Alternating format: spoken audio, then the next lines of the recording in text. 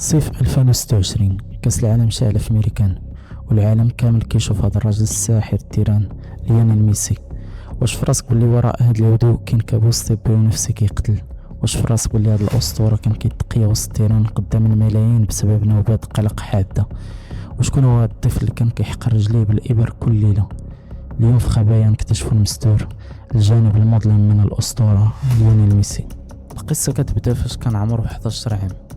طبيب صدم عائلته وقال لهم بلي ميسي مصاب بنقص هرمون النمو وعمره غيفوت 140 متر. حلم الكرة سال قبل ما يبدا، ولكن السر الصادم هو صندوق الثلج. هاد الدري الصغير كان كيهز معاه صندوق فيه إبر هرمونية مؤلمة فين ما مشى. كل ليلة في الظلام كان كيحشي الإبرة في رجليه بوحدو.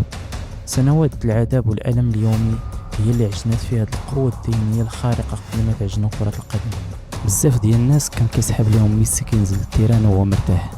في الحقيقة هذا الرجل كيعيش تحت ضغط نفسي قاتل. واش عقلتو فاش كان كيتقيا وسط التيران في ماتشات مصيرية بحال فينال كاس العالم 2014 مع برشلونة؟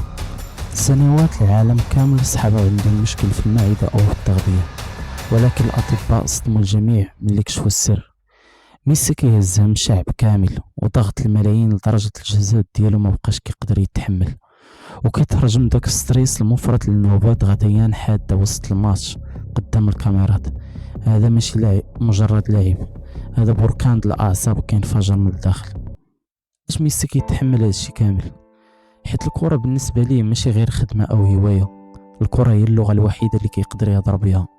ميسي فاش كان صغير كان كيعاني من خجل وانطوائية حادة لدرجة ما كيقدرش يدير حوار مع صحابه. الشخص الوحيد اللي كان كيفهمه هو الكرة.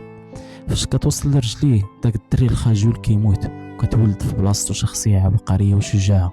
الكرة هي الأكسجين اللي كيتنفس، وبلا بها ميسي ما كانش غيكون عنده وجود.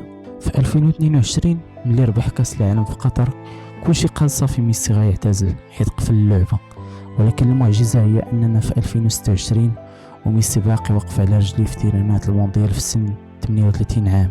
هاد الكاس هي اللي كتسمى الرقصة الأخيرة ديال لاست دانس. ميسي دابا مبقاش كيلعب تحت الضغط شحال هادي، كيلعب باش يستمتع ويودع الجماهير اللي كتشوف له لآخر مرة في التاريخ. ميسي في 2026 كيعتذر للعالم بلي الشغف كيهزم السن وبلي الإرادة غتخليه سميتك خالدة. واش غيكون هذا هو المونديال الوداعي الأسطوري اللي كيستحقها، ولا كاينين خبايا أخرى مازال ما شفناهمش؟ بارطيجيو معايا آراءكم في الكومنتيرات، وما تنسوش تخلوا لايك واشتراك في قناة خبايا باش يوصلكم كاع المستور حتى الفيديو الجاي. تهلاو.